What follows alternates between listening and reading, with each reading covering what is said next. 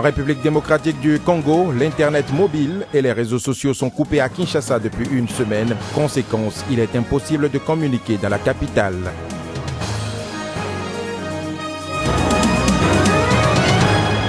Au Nigeria, la campagne électorale pour les prochaines élections présidentielles de février 2015 est lancée. Elle a également démarré dans les pays d'Afrique où séjournent de fortes communautés nigérianes.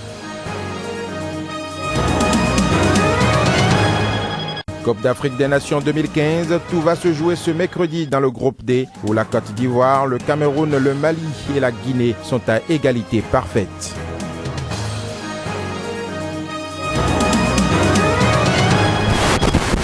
Tout le plaisir est pour moi de vous retrouver sur Sika. Mesdames et messieurs, bonjour. Nous ouvrons cette édition par la République démocratique du Congo. Depuis une semaine, l'Internet mobile, les réseaux sociaux et les services de messagerie, du moins, se sont coupés à Kinshasa, la capitale. Du coup, il est difficile, voire impossible aux opposants du régime de communiquer comme ils en ont l'habitude.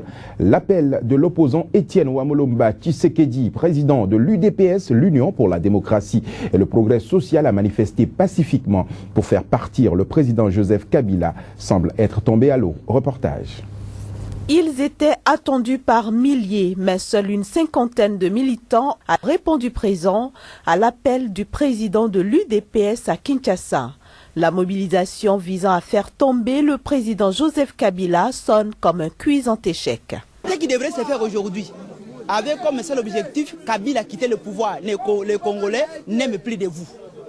La raison pour laquelle on devrait marcher aujourd'hui pour que le régime puisse tomber. On est surpris, les gens sont venus ici, malheureusement la marche n'a pas eu lieu. La raison pour laquelle certains de nos combattants se posent la question de savoir, on ne sait pas par quels moyens le marche est annulé. On ne sait pas si le CG a retiré la marche. Difficile en effet de communiquer à Kinshasa en l'absence d'internet mobile, de réseaux sociaux et de SMS. Ces canaux habituellement utilisés par l'UDPS pour faire passer ses messages à ses militants sont coupés depuis une semaine. On note par ailleurs un déploiement de militaires postés dans la rue menant au siège du parti. La présence de policiers ici n'est que pure intimidation. Elle ne nous empêche en rien. Nous, peuple congolais, sommes déterminés à aller jusqu'au bout contre Kabila. Nous nous sommes mobilisés pour faire partir cet régime. Loin du siège de l'UDPS, la vie semble avoir repris son cours normal à Kinshasa. Les écoles ont rouvert leurs portes lundi. Les rues ont quant à elles retrouvé leur animation habituelle. Le Nigeria à présent, la campagne électorale dans le cadre des prochaines élections présidentielles de février 2015 est lancée.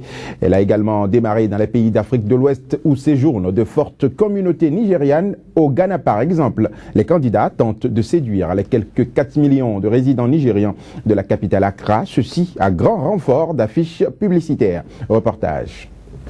Les prochaines élections générales au Nigeria suscitent beaucoup d'engouement, même à l'extérieur du pays.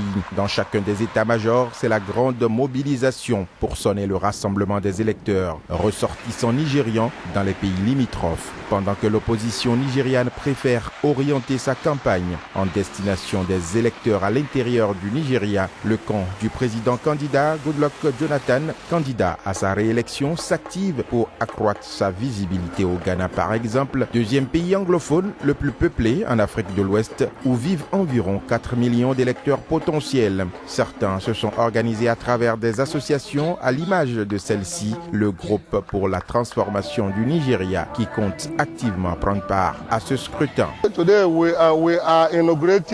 Aujourd'hui, nous inaugurons le groupe des ambassadeurs de la transformation du Nigeria qui représente Jonathan, un bon leadership et une bonne gouvernance. Nous inaugurons le bureau ghanéen en soutien à notre bon président Goodluck Jonathan. Nous allons tous voter aux élections de février. Nous avons tous nos cartes d'électeurs. Une fois l'inauguration passée, nous partirons au Nigeria pour participer au vote.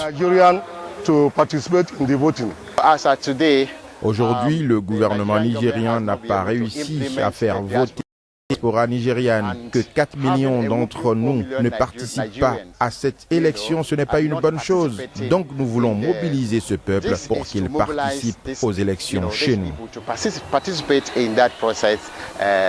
Le combat pour la conquête du fauteuil présidentiel au Nigeria s'annonce donc très serré entre les candidats Muhammadu Buhari et Goodluck Jonathan. Le verdict des urnes au soir du 14 février est donc très attendu. Le Niger à présent, la ceinture verte, l'espace aménagé pour contrer l'avancée du désert à Niamey est en train d'être détruite. Le développement anarchique de cette ville réduit de jour en jour l'étendue de cet espace vert. Une situation qui interpelle la responsabilité des autorités nigériennes en charge de l'environnement. Nous aurons les détails dans une prochaine édition. Ce sera donc un reportage de Mahamadou Abdul Karim. Il est le correspondant de Sika TV à Niamey. La Côte d'Ivoire, à présent, Abidjan, la capitale économique du pays, compte aujourd'hui plus de 5 millions d'habitants. La démographie galopante a aussi ses conséquences. Entre autres conséquences, nous avons le problème de disponibilité d'eau potable dans certains quartiers d'Abidjan. C'est l'un des défis majeurs du programme d'action du président Alassane Ouattara. Le constat dans ce reportage de Paterne Assémillon, il est le correspondant de Sika TV à Côte d'Ivoire. Ici, Abidjan est aujourd'hui fier de son 3e pont, magnifique œuvre architecturale surplombant la lagune ébriée. Il y a pourtant une difficulté qui fait courber l'échine devant les besoins incessants et pressants des populations, l'accès à l'eau potable. Les canalisations qui sont restées pendant 4-5 ans sans recevoir aucune goutte d'eau ont pris énormément d'air. Et il y a tout un processus qui consiste à chasser entièrement cette air-là avant que l'eau puisse arriver à bonne pression. Dans ces quartiers particuliers, le travail est en cours et donc certains reçoivent de l'eau maintenant toute une partie de la journée ou toute une partie de la nuit et ça vient progressivement. Comme Abidjan, beaucoup de capitales africaines connaissent souvent des pénuries d'eau. Pour le ministre ivoirien des infrastructures économiques, le gouvernement ivoirien a pleinement conscience des efforts à faire pour résoudre le déficit d'approvisionnement en eau potable. Suite à l'inauguration de la station de traitement d'eau potable de Niangon à Yopougon en décembre 2014 par le président Alassane Ouattara, Patrick Achi a procédé à une visite des ménages de la dite zone pour s'enquérir de l'effectivité de la distribution d'eau. Ici, l'on voit une reconnaissance intarissable aux actions de l'État. On a payé l'eau pendant 10 ans. Moi, je suis ici depuis 2001, on a payé l'eau. Chez moi, là-bas, il y a un gros système où je remplis à 5 000 francs.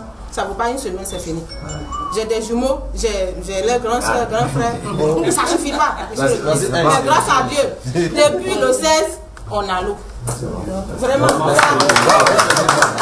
À cette ivresse se mêla la détresse de certains ménages dans la commune d'Abobo. Avec l'appui de la Banque mondiale, le gouvernement ivoirien a investi plus de 5 milliards de francs CFA au titre de l'année 2014 pour résoudre le flot du manque d'eau en Côte d'Ivoire. L'inauguration de cette station d'eau par le président Alassane Ouattara à Moussou, à quelques kilomètres d'Abidjan, est annoncée dans les jours qui suivent. À Bobo, certains robinets restent ouverts, attendant la manne précieuse.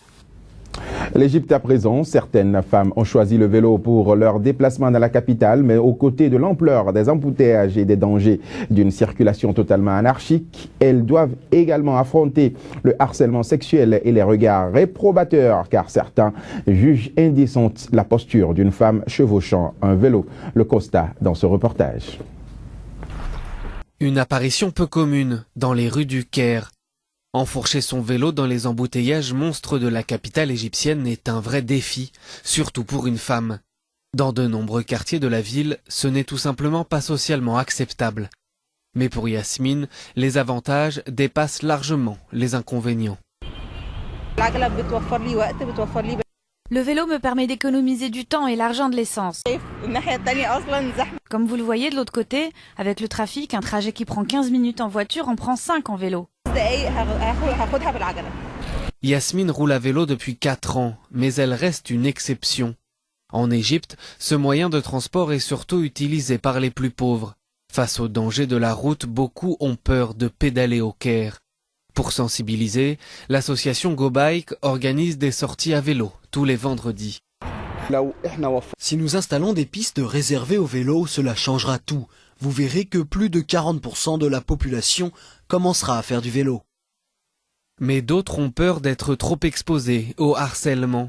La posture d'une fille chevauchant à vélo est souvent jugée indécente. J'aimerais que le vélo soit un style de vie, mais j'ai peur que les gens me harcèlent dans la rue. J'en ai plus peur que des voitures. J'ai peur que les gens me harcèlent ou fassent des commentaires inappropriés, surtout car nous sommes des filles.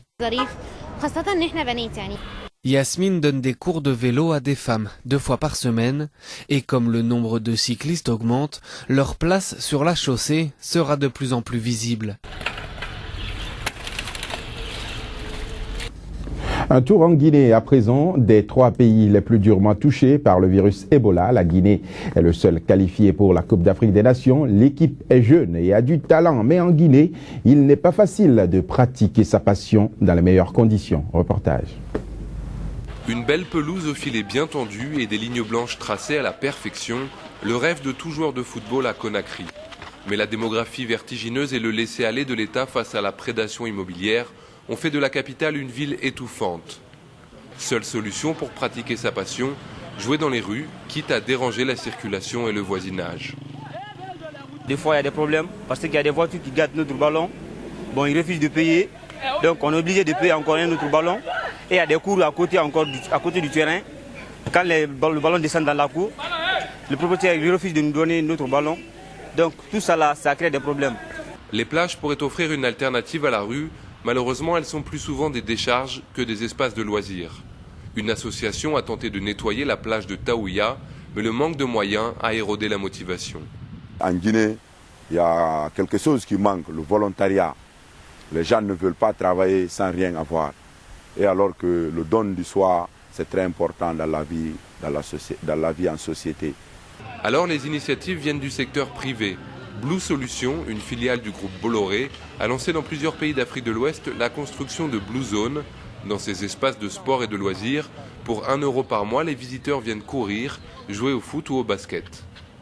On s'est inscrit, ça fait au moins 2 mois de cela, parce que depuis que Blue Zone est venu ici, il nous a rendu un grand service parce que c'est à cause de Blue Zone que les enfants ont quitté de la rue pour venir ici, de se divertir, de jouer au foot et puis d'éviter les accidents, quoi. Alors que la capitale est en manque chronique d'électricité, la Blue Zone reste illuminée une fois la nuit tombée grâce à l'énergie solaire.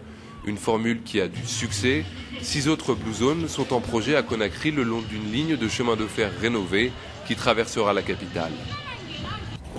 La nouvelle de la CAN pour boucler cette édition. Tout va se jouer ce mercredi dans le groupe D où la Côte d'Ivoire, le Cameroun, le Mali et la Guinée. Égalité parfaite, les éléphants vont jouer leur qualification pour les quarts de finale. Lors d'un choc face au Cameroun, c'est le genre de match dont on raffole tous, a expliqué ce mardi le sélectionneur de la Côte d'Ivoire, Hervé Renard. Suivons ici les extraits des différentes interventions lors de la conférence d'avant-match Côte d'Ivoire-Cameroun. Je suis confiant, pourquoi? Parce que l'état d'esprit au sein du groupe est irréprochable. Je suis même surpris avec tout ce que j'entends. Ça me fait franchement rigoler parce qu'il n'y a aucun problème au sein de la tanière de la sélection du Cameroun. Je confirme, il n'y a aucun problème au sein de la tanière de la sélection du Cameroun. Et maintenant, c'est le match décisif et ça veut dire la Côte d'Ivoire, je crois, ils sont dans la même situation que nous. C'est une égalité aussi pour les têtes, aussi pour l'état d'esprit. Pour eux, c'est exactement la même situation pour le Cameroun. On va juste essayer de suivre à la lettre le conseil de notre coach et surtout, comme il a dit, d'être rigoureux parce que sur ces matchs-là, ça se joue sur les détails. Donc moi, je suis confiant et toute l'équipe est confiante. On va donner le maximum, on va se battre comme des lions, comme des guerriers, comme des éléphants. L'important, c'est de monter en puissance petit à petit et de ne pas faire le contraire. Démarrer très très fort et puis s'épuiser au fil des minutes. Donc j'ai une bonne impression, on finit très très bien les matchs. Donc il n'y a pas de raison que ça se passe pas bien le 3e match. Voilà, donc ce sera pour cet après-midi, voilà qui vient mettre fin à cette édition. Il n'y a pas qu'un jour, demain le soleil brillera encore, il n'y a pas qu'un jour, demain aussi le soleil brillera. C'est par cette sagesse africaine que nous mettons fin à ce journal sur Sika TV. Merci de nous avoir suivis.